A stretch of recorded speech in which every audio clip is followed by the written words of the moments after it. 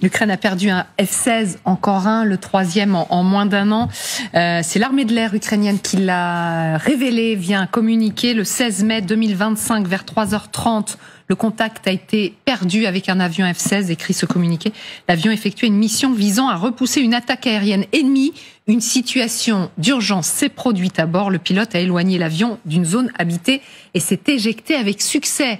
On en parle avec nos invités toujours autour de la table. Magali Barthès, le général François Chauvency et Michel Derzanski. Et Gaëtan Poïs, qui est également en direct avec nous. Bonjour. Journaliste défense pour Air et Cosmos. Est-ce que c'est toujours considéré comme une perte considérable, un F-16 abattu pour les Ukrainiens? Ah oui, clairement, le F-16 est l'avion le plus moderne, le plus efficace pour les forces aériennes ukrainiennes. On n'est pas du tout sur un avion qui est d'ancienne génération. On est sur un F-16 qui est un F-16A, certes, mais un F-16 qui a été amélioré dans les années 2000.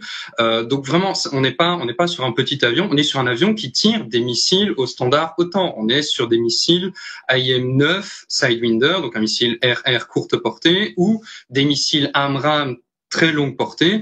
Donc vraiment, c'est au niveau du combat aérien, puisque là on parle d'une mission, une mission de sécurité aérienne. Là oui, c'est vraiment un très bon appareil que les Ukrainiens ont perdu. Alors expliquez-nous ce qui a pu se passer, parce que quand on lit exactement les mots du communiqué, bon, ça nous interpelle. En fait, le F-16 venait d'abattre 3 cibles. Il était en train de viser une 4e quand, alors je cite, une situation d'urgence s'est produite à bord.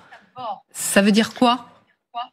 En fait, les Ukrainiens annoncent que l'avion a détruit des cibles aériennes. Alors concrètement, il s'agit très certainement de drones Shahed ou de missiles de croisière, puisque les missiles que je viens de vous décrire, donc l'AMRAAM ou les Sidewinder, sont des missiles capables de détruire ce type de cible.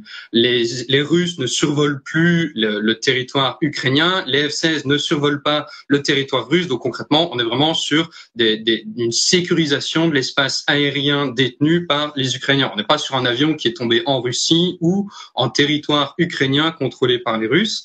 Et de facto, l'avion, durant cette mission, a eu un problème. Il est très fortement probable que l'avion a ingéré des débris de ces précédentes pertes, et que soit le pilote ne s'en est pas rendu compte et que au moment d'arriver sur la 4e cible, eh bien il a vu que toutes les alertes se sont allumées dans son avion et qu'il allait perdre le contrôle de son avion.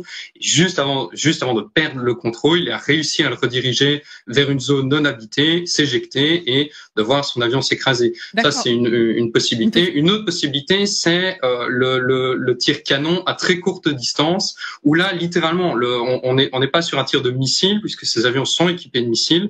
Et justement, lors de ce tir canon, l'avion était si proche que on est de nuit, ça faut pas l'oublier. Donc gérer les distances, c'est pas évident de nuit. En plus, vous avez moins de moyens, mais en plus, vous avez un tir canon qui demande à l'avion de se rapprocher assez proche de la cible et de fait de rentrer dans certains débris. Pourquoi je prends cet exemple avec insistance? Parce que c'est déjà arrivé en octobre 2022 qu'un MiG-29 Fulcrum ukrainien a justement, dans cette même optique, a détruit un drone Shahed russe, et de fait ces débris ont endommagé son appareil et le pilote a dû s'éjecter.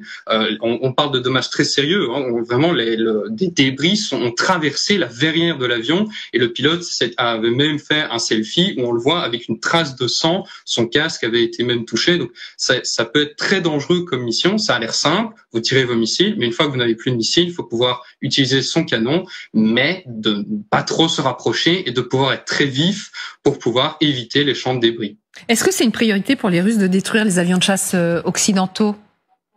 Ils sont spécifiquement pris pour cible? Les avions de chasse qui sont livrés, donc comme je l'expliquais, on est sur un avion qui tire d'excellents missiles en RR, mais c'est aussi un avion qui peut utiliser vraiment toutes les munitions au standard OTAN. C'est le premier appareil de la force aérienne ukrainienne qui répond au standard OTAN. Donc vous livrez la plupart des munitions au standard OTAN, vous les mettez dessus, il ne faut pas commencer à faire des bricolages avec des systèmes, des pods spécifiques pour pouvoir les mettre sous l'aile d'un avion soviétique. Là, il y a pas de question. Dans la plupart des cas, vous pouvez mettre directement le missile qui sort de sa caisse et vous décoller pour effectuer votre mission. Donc c'est un avion qui est extrêmement efficace pour les Ukrainiens en air, en air sol et pourquoi pas peut-être en air mer s'ils sont équipés de missiles anti-navires. Donc oui, c'est vraiment un sérieux